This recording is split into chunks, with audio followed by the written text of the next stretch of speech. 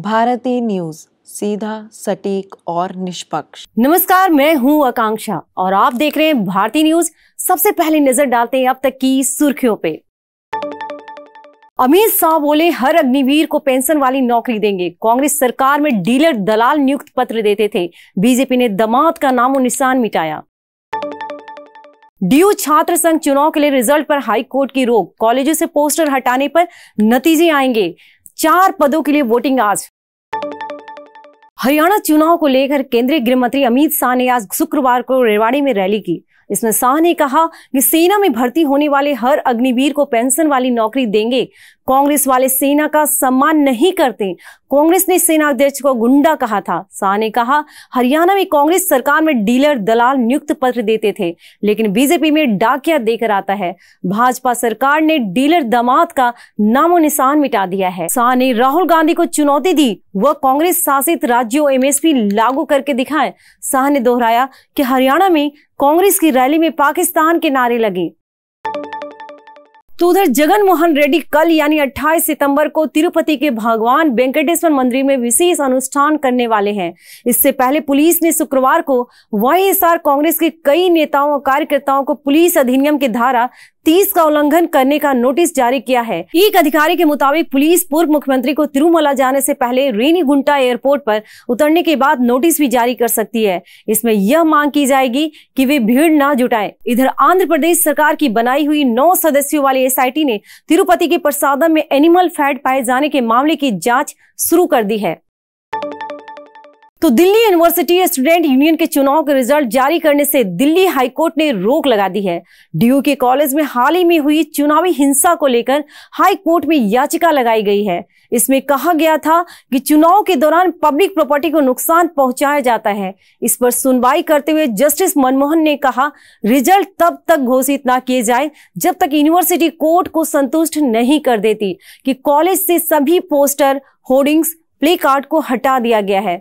चुनाव के नोटिफिकेशन के मुताबिक रिजल्ट 28 सितंबर को घोषित किए जाने थे।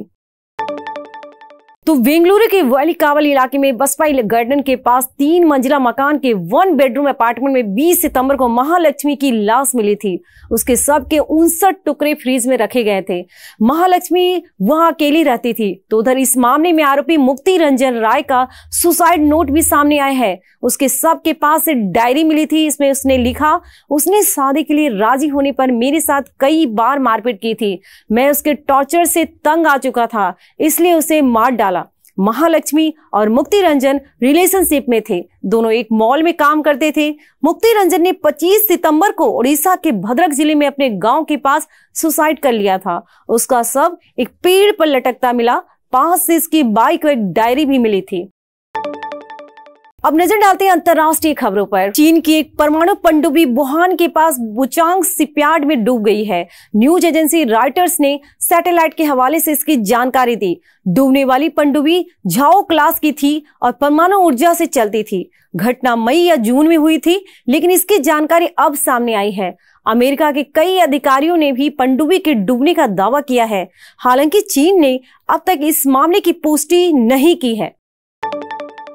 तो उधर इजराइल और लेबनान के बीच 8 दिनों से जंग जारी है। इस जंग में अब तक 700 ज्यादा लोगों की मौत हो गई है। वहीं इजराइल ने हिजबुल्लाह की मिसाइल और ड्रोन यूनिट के कमांडरों को एयर स्ट्राइक में मार दिया है। इसी बीच इजराइल में तैनात भारतीय सेना के एक जवान को गुरुवार सुबह एयर एम्बुलेंस से भारत लाया गया है। रिपोर्ट्स के मुताबिक सैनिक का नाम हवलदार सुरेश आर है। वे बीते 30 दिनों से इजराइल के एक अस्पताल में भर्ती थे। उन्हें सिर में चोटें आई हैं, जिसकी वजह से वो जगह और लोगों को पहचान नहीं पा रहे थे।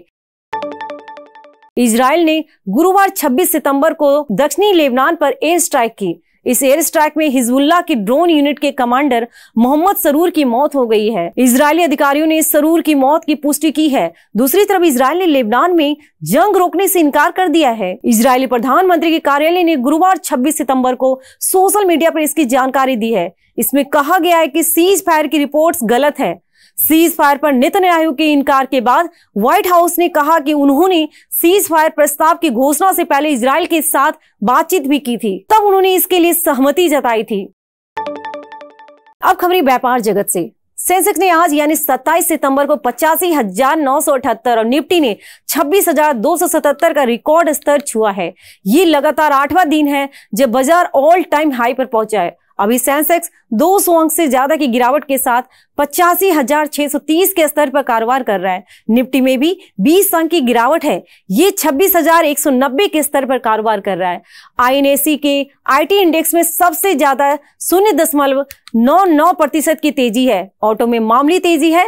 रियलिटी सेक्टर में सबसे ज्यादा 1.43% की गिरावट है। बैंक और मीडिया भी गिरा है।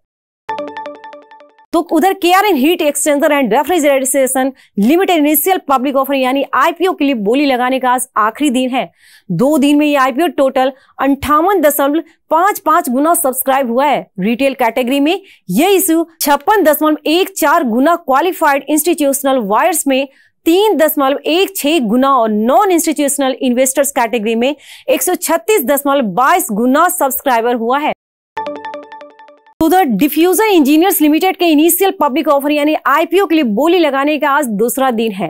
पहले दिन डिफ्यूजन इंजीनियर्स का IPO टोटल 7.34 गुना सब्सक्राइब हुआ।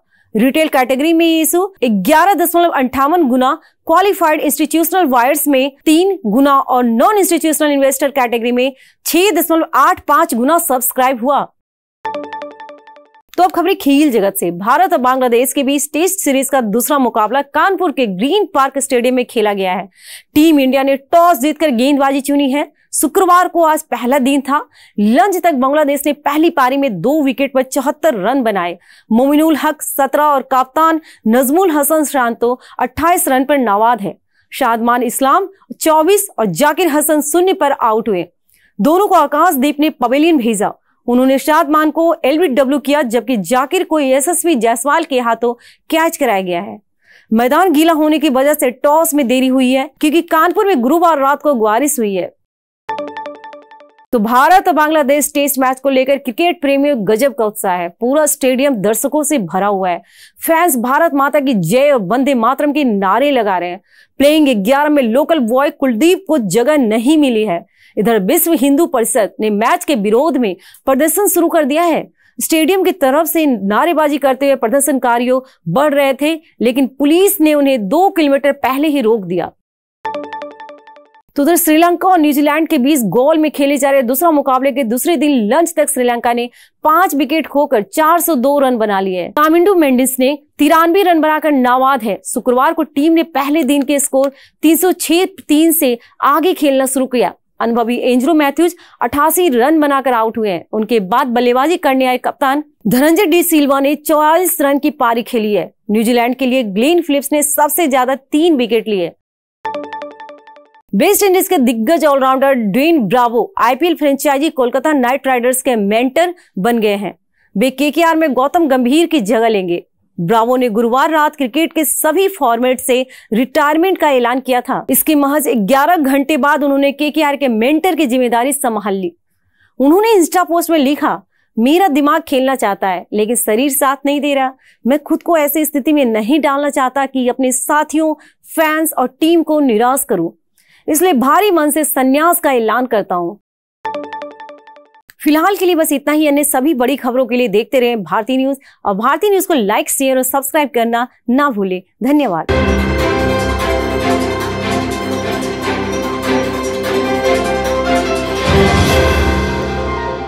भारती न्यूज, सीधा, सटीक और निष्पक्ष।